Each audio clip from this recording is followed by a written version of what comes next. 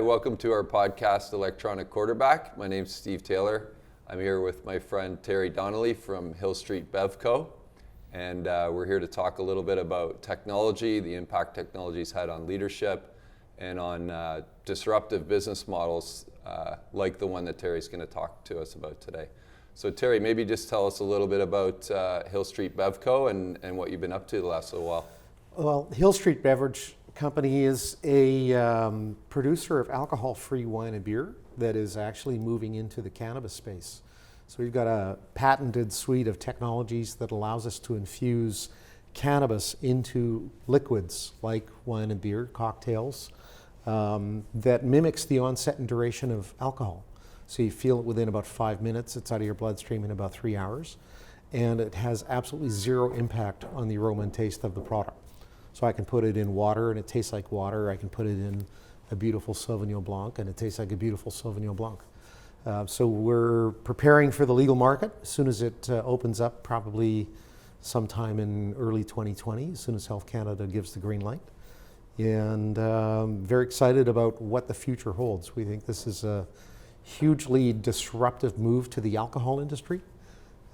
We've seen alcohol sales drop by as much as 30% in states where cannabis has become legal. Really? And beverages are the fastest growing category in the cannabis industry right now. So some of the big guys should be a little bit worried about this then with those kind of numbers. Well, we're hoping. They if they're not making major investments in the space like Constellation and Altria, tobacco companies as well, pharmaceutical companies, all of them are looking at the disruption that cannabis could represent to their sector. Molson has entered the marketplace as well. AB InBev has entered the marketplace through a joint venture. So there's some investments that are happening as they kind of watch to see what this is going to do to them. But the alcohol industry is $1 trillion business, right? It's one of the few $1 trillion businesses that are out there. And cannabis actually has the potential to be larger than alcohol, pharmaceutical, and food products combined. 150 years ago, cannabis was the world's most valuable agricultural crop. And I predict within 10 years, it will become that again. Incredible. Yeah. Incredible. So how has, you've been at this a little while now with Hillstreet. Yeah. How has technology helped you guys get the business started, help you position, help give you some advantages you've entered into this? Well, first, we operate our company completely virtually. We have production facilities, bottling and canning lines, and those are obviously very physical things. Yeah. But the entire leadership team is actually distributed with no executive office. All of us work from home. We are completely mobile. We're completely functional. No matter where we happen to be. I can be in an airport lounge, I can be in my living room, I can be in a boardroom at a client's office, and I'm as functional and as efficient and as effective as I would be if I was sitting in a Hillstreet executive suite. So that's the first thing. The second thing is that technology actually is the enabler of our product. So even though it's a physical product, right? We're making a liquid in a bottle.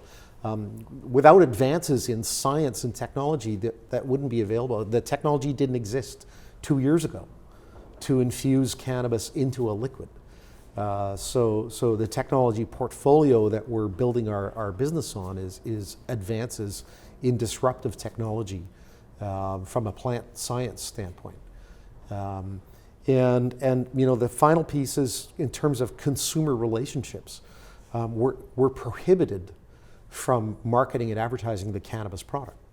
So without having technology enabling us to create one-to-one relationships with people who are of age, who've certified that they're of age, there'd be no way for us to literally talk about our product with a customer. So it's one of those businesses that without the advancement of technology, we would be hamstrung. So the CRM does become pretty important in that kind of crucial marketing dynamic. It's crucial. It's really the only way that you can build a relationship with a consumer. Yeah, interesting. And so just going back to a virtual company Yeah. with a physical product, Yeah. which is cool. Yeah. But how important is it to get together every once in a while, face to face? It's extremely have a important. meeting. Yeah, we right? actually we have a scheduled team meeting, an all-day meeting once a month. We have scheduled virtual meetings every week, and we do those with religious consistency. But that physical presence once a month where you can sit together, you can bond, you can have cultural connection. Yeah. We share a meal every time we do it.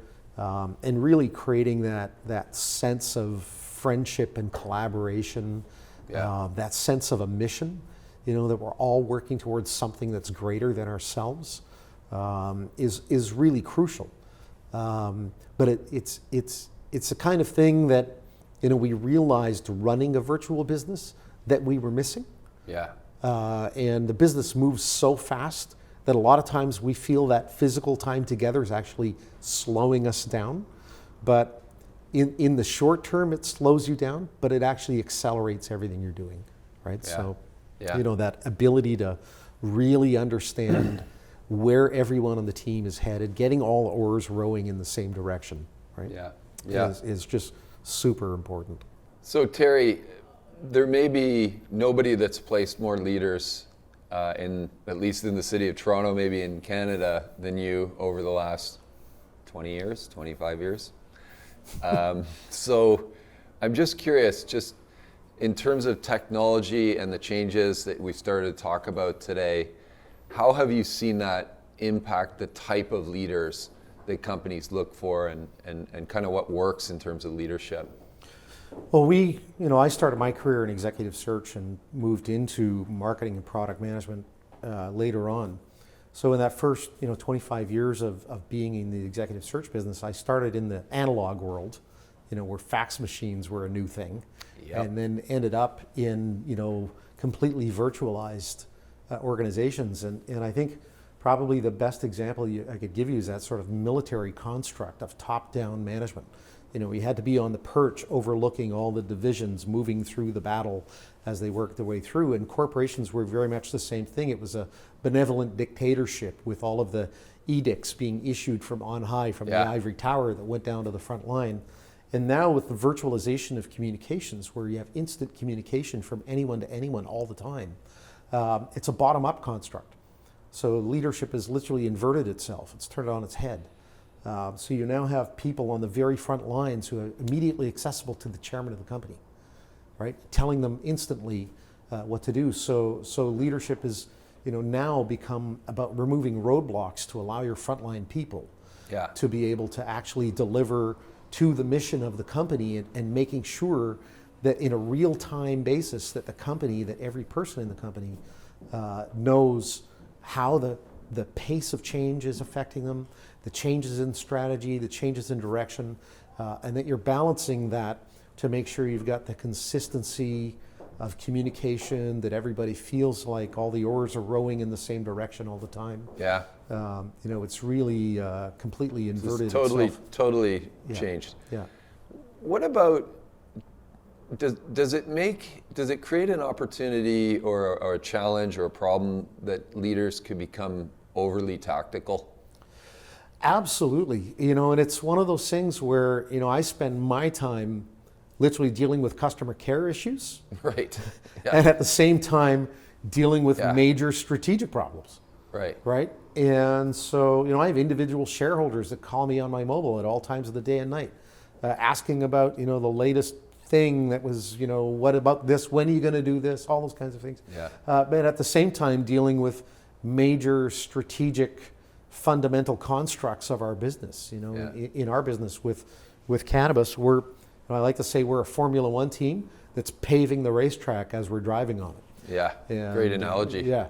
And so it's the kind of thing that you have to kind of remove yourself and keep that long-term strategic roadmap in mind. Yeah. While constantly clearing the path in front of you. Yeah. That's the balance. Balance. Well, let's talk a little bit more about your company. Yeah. So you were mentioning before one of these products here won some awards.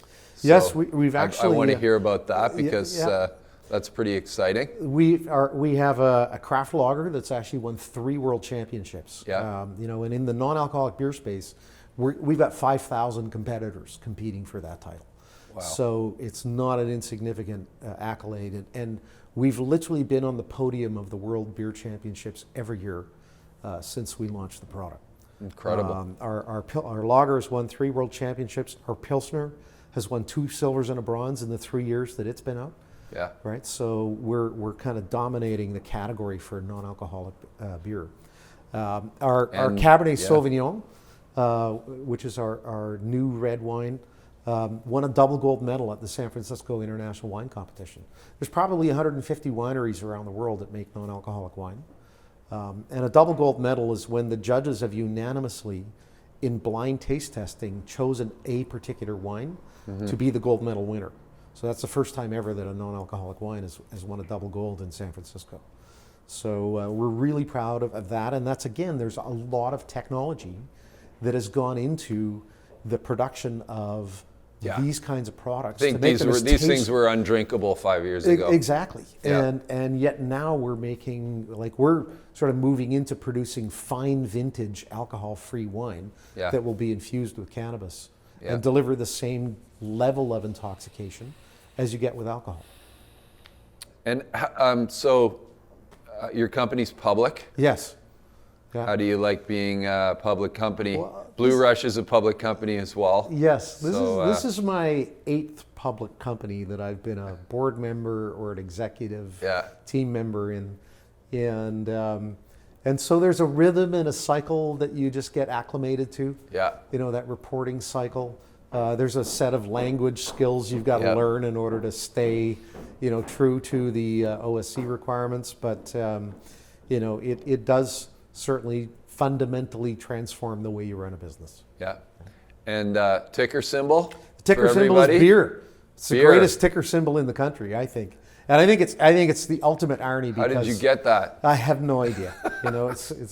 It's one of those things where, you have those days when you don't think anything's going to work. Yeah. And then you have those things that happen and you just know absolutely everything's going to work. Yeah. And when we got the beer ticker symbol, that was one of those days that I went, this just may actually work. Yeah. You can have days like that, and then later that day, it's the other kind of day. Exactly. Yeah. But all in all, you just want to know that at the end of the day, you were a little bit more on the plus side more of the ahead. Ledger than you were the day before. Excellent. Yeah. Well, listen, I love it. Keep paving the road. Fantastic. And thanks very much for your time today. Pleasure. Thanks for having me. Continued success with the venture. Thank you. Wonderful. All right. Thank you for watching this episode of Electronic Quarterback. Don't forget to rate, review, and of course, subscribe to our podcast. And we'll see you next time. Thanks very much.